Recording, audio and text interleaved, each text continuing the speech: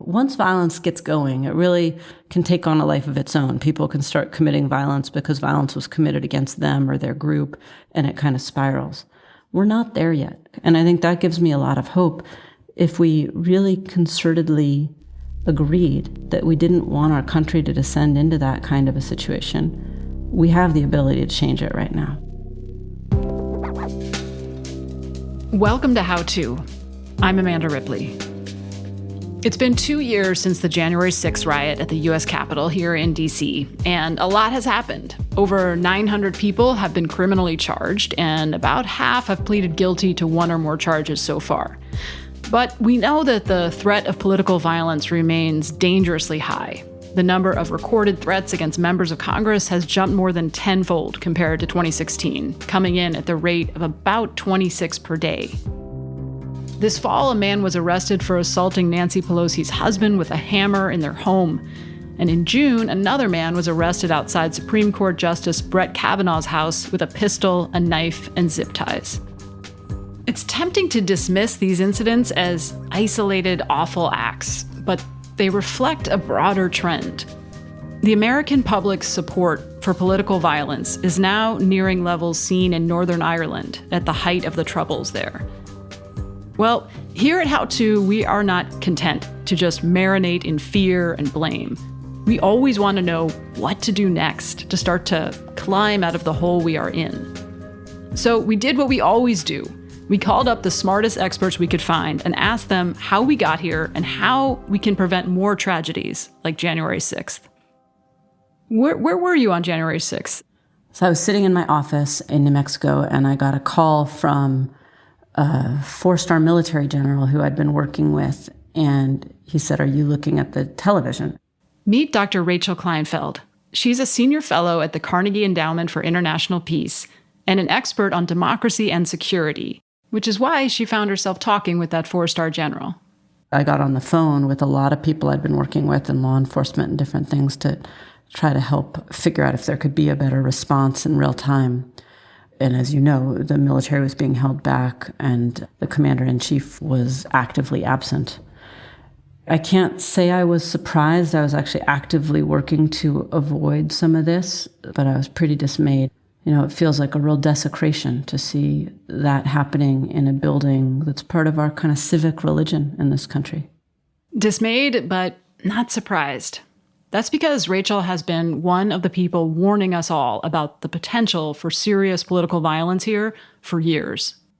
I think it was 3 years ago, Rachel, that you and some colleagues invited about 50 researchers, conflict experts, government officials to come together to talk about whether America should be worried about political violence. And I remember there was a checklist as I walked in, sort of conditions for political violence. I remember looking down at it, and every single one I could check in my head, and I was like, oh, crap. And then you very, thoughtfully and creatively led us through some simulations of what might happen, some possible scenarios, a bunch of which have actually come true. So I guess I wonder, when you think back on that before we kind of get into where we are, do you think, are things better than you expected? Are things kind of just what you were worried about at the time? Yeah, so I remember that very well. And that was really one of the first times that I think those of us who had been looking at political violence internationally and seeing the trends in America that we saw internationally managed to bring together and convince at least some Americans that it could happen here. And I think it's frankly pretty similar to what I at least imagined. Countries like America that are strong democracies with strong institutions, we don't fall into civil war in the traditional view of it, but we have a long history of the sort of political violence we have, singular acts of terrorism and political activity that becomes violent, mob violence, and violence against minority groups. And we're seeing all that. More than half of Republicans and a third of Democrats believe the United States to be on the brink of a new civil war. But Rachel says we should worry about a few other things first. One is that you can weaken your own institutions until greater levels of violence become more possible. And that's why some of us are so worried about the polarization over democracy itself. If we weaken our institutions, the courts, the rule of law, things like that, then we could have a civil war. But the other thing is that violence directed at taking over a party or taking part of a state by suppressing the vote, forcing other people to stay away, that isn't a civil war. It's a sort of a more targeted strategy, and we are seeing that. And that's really using violence for political ends. So today, Rachel's going to explain how we got here and how we can get out. Then next week, we're going to take everything she taught us and try to figure out how to apply it on a granular level in our own neighborhoods and families by talking to Curtis Toler, a former Chicago gang leader who now helps rival groups solve conflict without violence. There's a lot of fascinating lessons that we can take from his experience in the streets that translates to politics. Now, you might be thinking, look, I didn't storm the Capitol on January 6th. I'm not a rabble-rousing politician. What can I possibly do? Well, as we're going to hear, people like you and me, if we band together, can have way more impact than we think. Stay with us.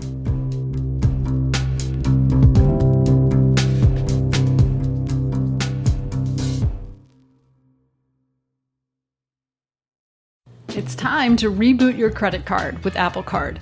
Apple Card gives you unlimited cash back every day on every purchase. It's real cash you can spend right away. No need to wait for rewards. Apply now in the Wallet app on iPhone to see your credit limit offer with no impact to your credit score. Subject to credit approval. Daily cash is available via an Apple Cash Card or as a statement credit.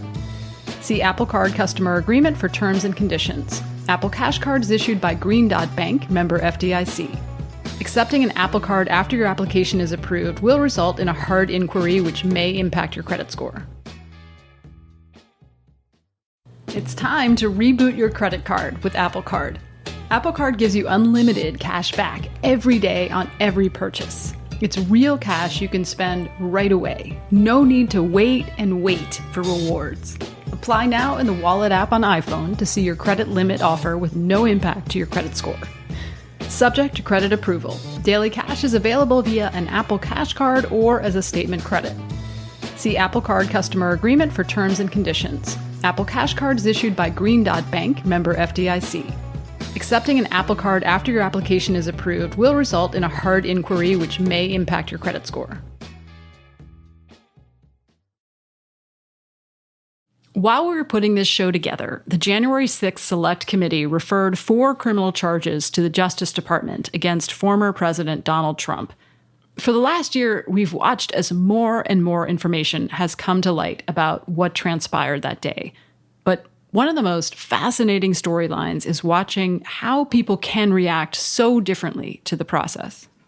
I'm actually on record having written 2 conflicting things, which I suppose is good for someone who claims to be an expert to admit that this is tough. Yeah, it's complicated.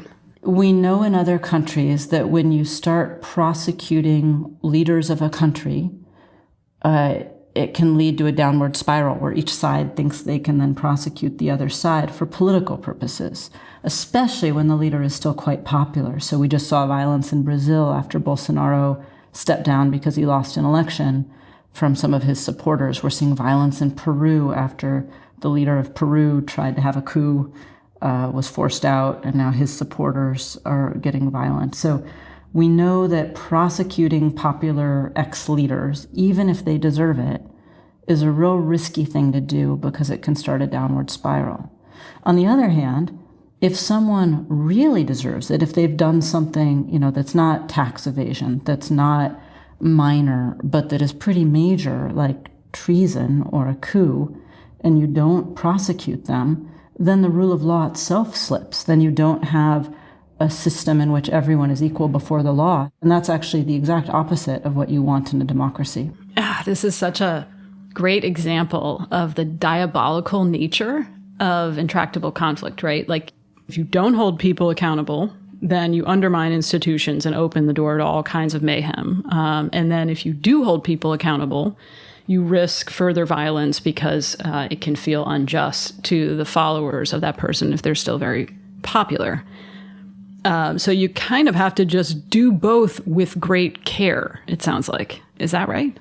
Yeah, I think being an adult is hard in a political system. And this is one of those times when we all have to put on our big boy and girl pants and realize that we are in a tough spot.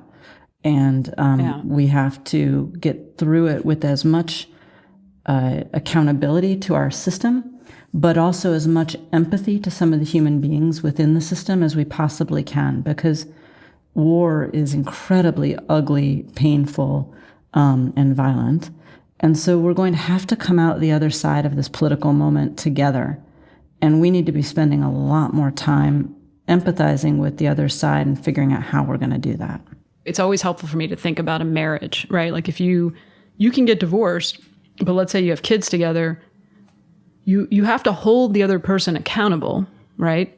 And not humiliate them to the point where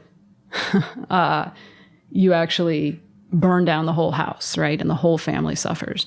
So it sounds like that's kind of the same challenge, is once we sort of have to accept that the other side isn't going anywhere and we are stuck with each other and we have kids together. I think before you get to the divorce stage, it's useful to think about this as a parent of a 4 and 7-year-old in a marriage. I think about this a lot, that, you might imagine that divorce will end your troubles, but your troubles are all still there. They're just logistically more complicated.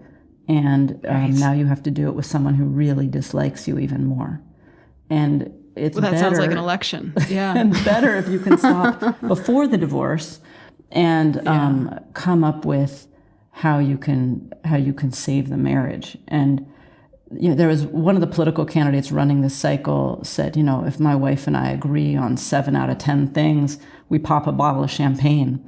That is certainly how my marriage goes. My guess is it's how a lot of others go. You disagree on a lot in a marriage, and yet you find some way to hold together. And I think that we have to have just a more realistic place for where we are as a country. We're going to disagree on a lot, and we somehow have to figure it out.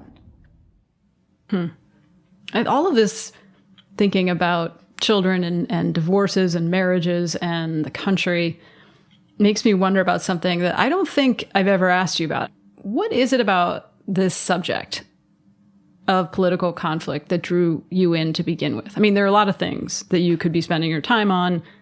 Why this? I wonder that myself sometimes. When I first started my career, I worked in India. I worked in India on microcredit, which was something that the international development community was doing then, giving small grants to women to see if that could help with economic development. And I went all around India in really rural, poor areas. And one thing I found was that a lot of groups in that society, police, landlords, and various people, were using a lot of violence to keep people from starting small businesses. And no one was talking about it because human rights people, international development people, democracy people, none of them really wanted to think about violence. And then as I got into studying issues of how you build the rule of law, I realized that this was kind of endemic, that the people who studied violence tended to be in the military. They tended to be violence specialists, some of them on the good guy side and some of them on the bad guy side, but not many people who thought about violence in terms of how it affected a whole political system or an economic system. And so I sort of fell into it, and I found that I was one of the only people doing it. Now, there's a small group of us now, but it still seems pretty important. There are some interesting analogies between the U.S. and India, right, when it comes to how politicians stoke pre-existing conflicts, right? In the U.S., it would be racial conflict. In India, it would be Hindu-Muslim tensions. That's right. They have a strong democracy, and they've had a strong democracy for a long time now, 70-some years.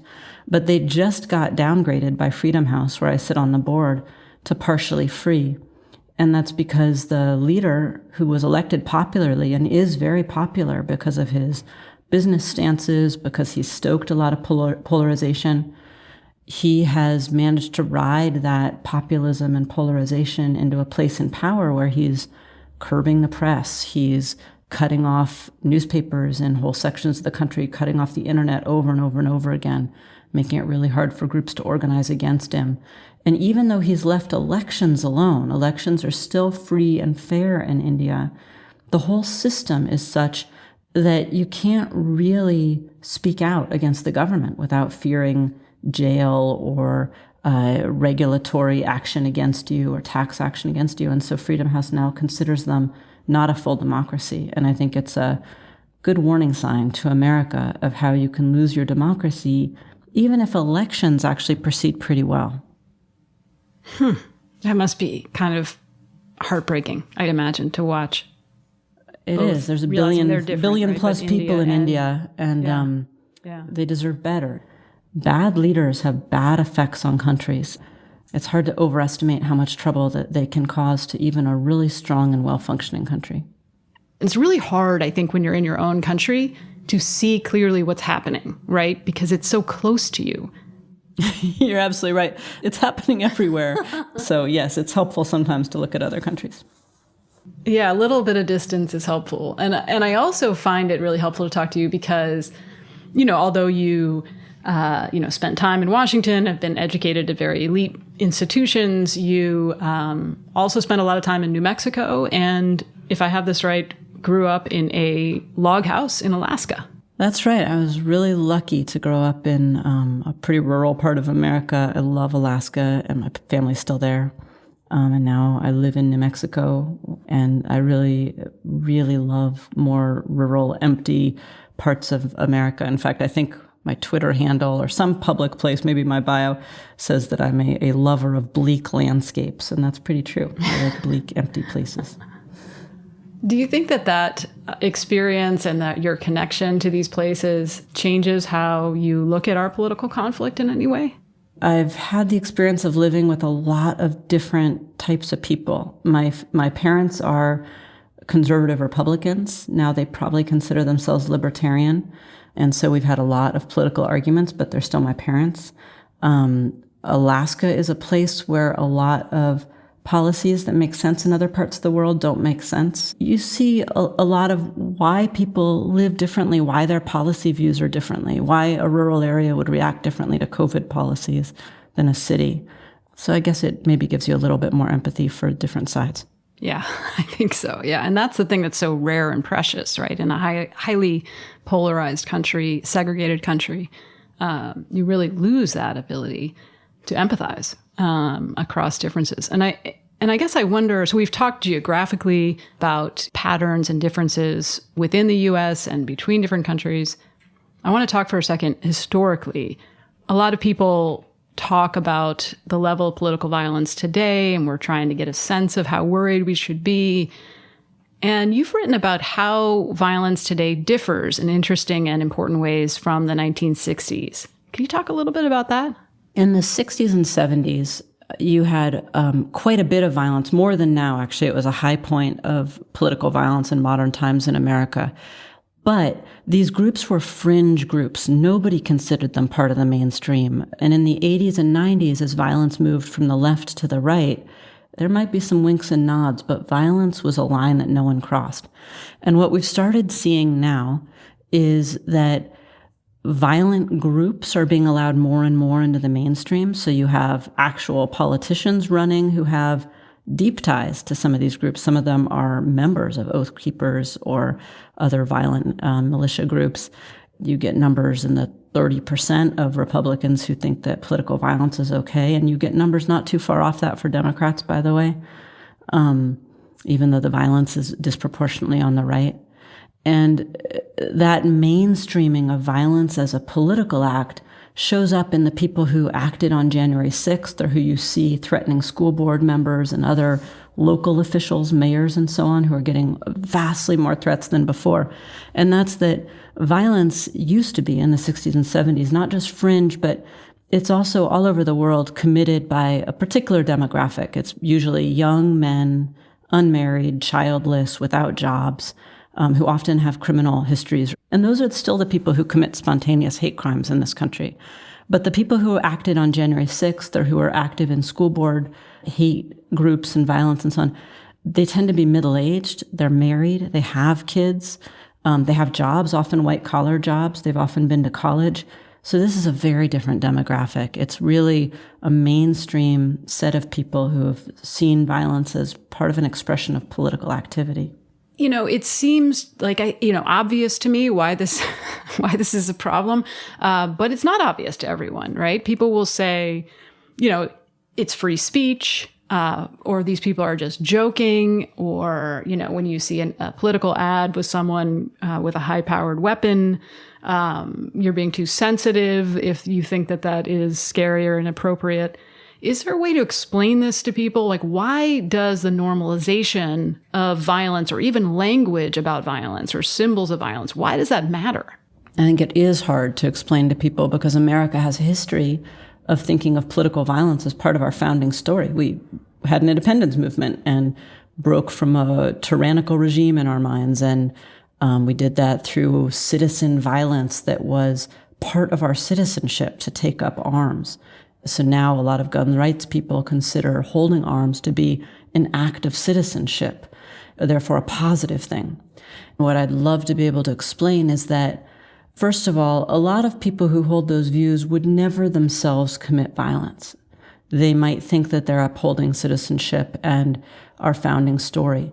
But there's a lot of people in America who are not quite as balanced, and they're the majority of people who actually act in political violence when you look at who commits mass acts of violence or terrorist acts and so on. There are people who are having issues that are coming out in violent acts, and they will act because of the normalization of violence, even if the person who's normalizing it won't.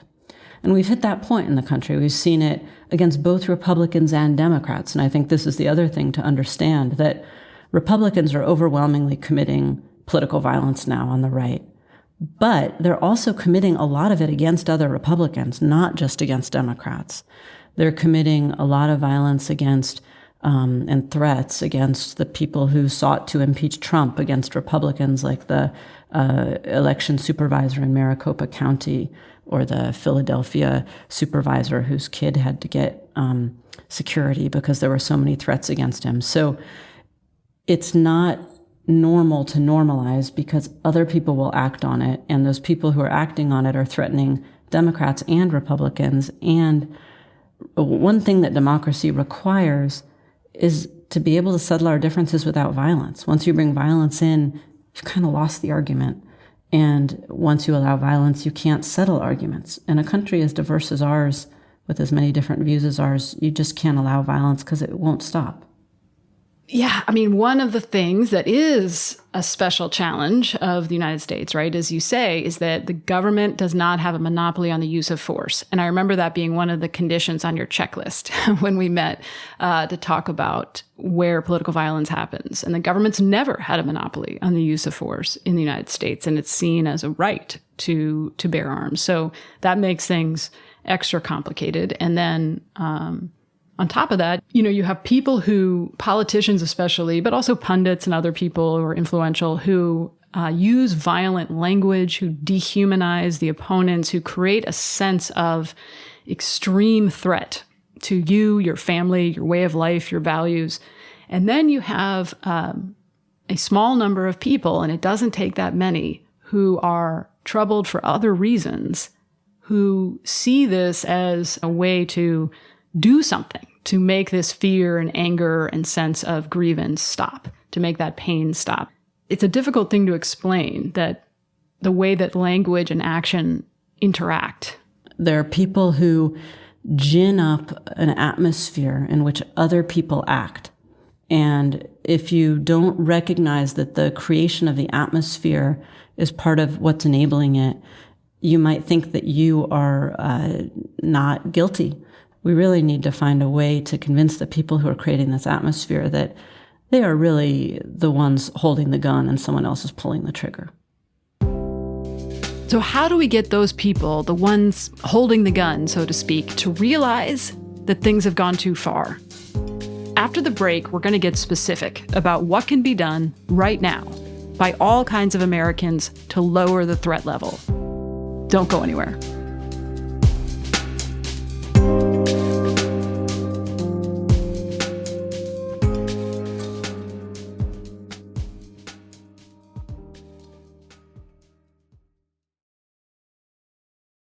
We're back with our democracy and security expert, Rachel Kleinfeld.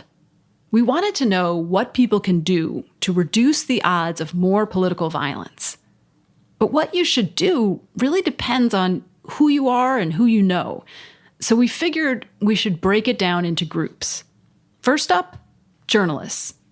I think I'd want to tell them three things. First, they need to downplay the fringes and highlight the median. Americans have such distorted views of the other party. We really see the other party with like a pitchfork and a tail and horns. It's just not true. Most people in the other party have nothing to do with our caricature of the other party. And it's really up to journalists to show that more. They also could emphasize disagreement within parties. So number two, stop painting everything as Republican versus Democrat and start showing that there's a lot of disagreement within these parties. And the third would be to help others empathize more. I've talked about empathy a lot. I think it's crucial, but it's also hard. It sounds so feel good. But, if you really believe the other side is racist, or you really believe that the other side thinks that all members of their group should be put ahead and your group should be put behind, then empathy seems almost immoral. And it's important to think about each other in ways that make it a little easier to empathize, because we both have clear vision of who these other people actually are and what they believe, but also telling stories about them that help you understand where they're coming from. My favorite research on this is by the organization More in Common, and they just did a new one.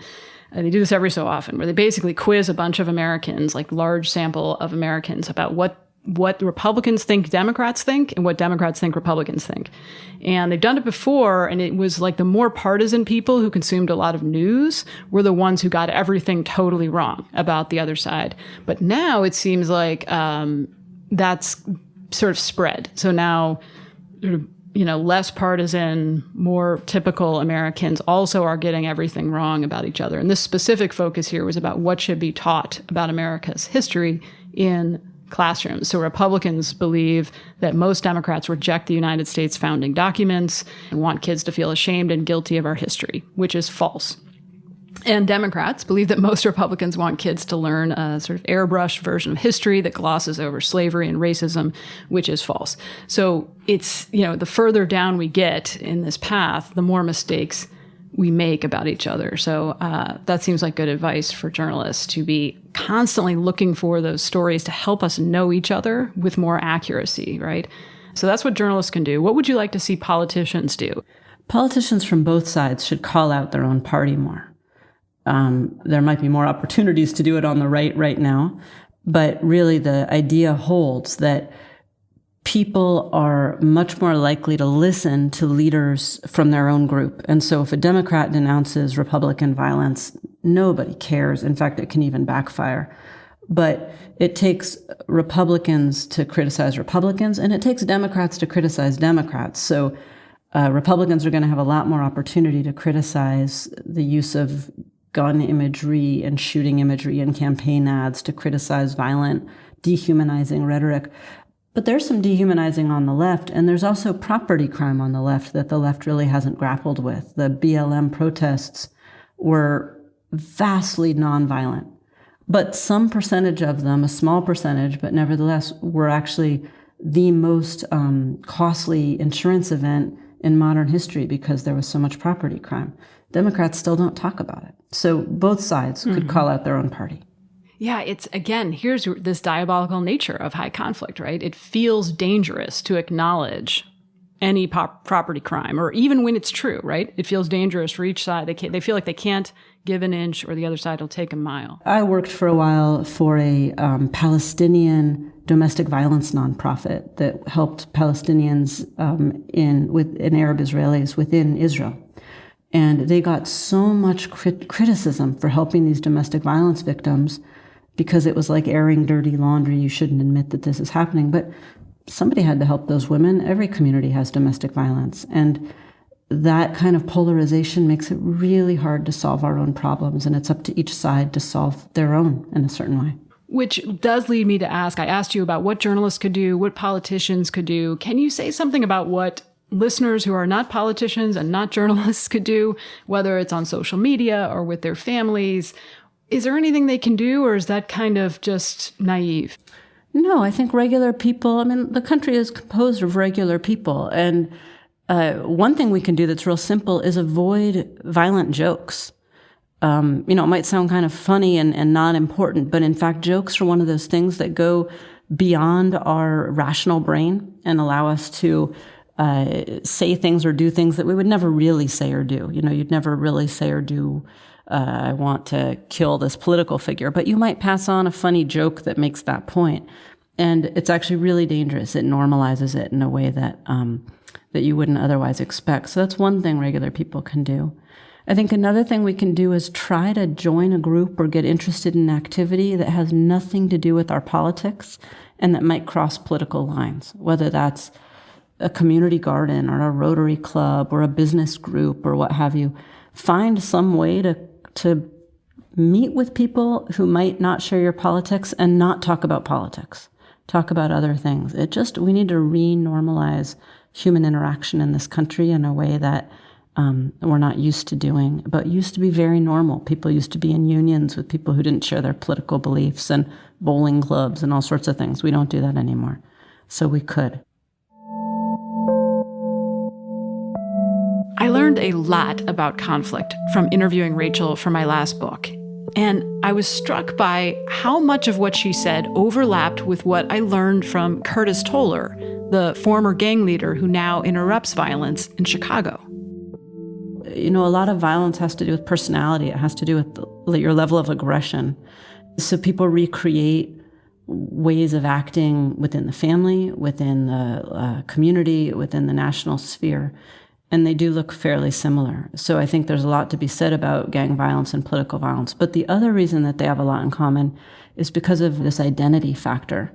We know that people are much more likely to become aggressive about their politics if a lot of their identities line up. So that means that it's a lot easier to trigger anger at your identity or feeling dehumanized or feeling disrespected based on a multitude of things. What you drink, what car you drive, what sports you watch. The more polarized we are, the more our identities line up, the easier it is to feel disrespected based on that identity from a lot of different activities, and the more easy it is to connect that with our politics. And that's where America is now, and it makes us much more like two rival gangs. Which is why we reached out to Curtis, who will talk with us next week about where he would start if he were going to interrupt violence on Capitol Hill. Here's a sneak preview. In a conflict, usually both sides have done harm, so you have to get both of them to even agree that harm has been done, because you're going to keep hitting that brick wall, because if a person don't feel that they've done any harm, then it's kind of hard to get them to move forward, right? Like, yes, your particular group shot 8 people, right? And sometimes it's, can you admit that there was harm done, right? They'll say, but 6 of my guys were shot. You kind of know what I mean, right? They always jump to the defensive justification. Yeah. So, really getting both sides to really come to a consensus that there has been harm done on both sides is something that you have to get to really move forward. What about you? What do you need to move forward in 2023? What problem can we help you solve? Send us a note at howto@slate.com or leave us a voicemail at 646-495-4001. How To's executive producer is Derek John. Rosemary Belson and Kevin Bendis produced this episode. Merritt Jacob is senior technical director, and Charles Duhigg created this show. I'm Amanda Ripley. Thanks for listening.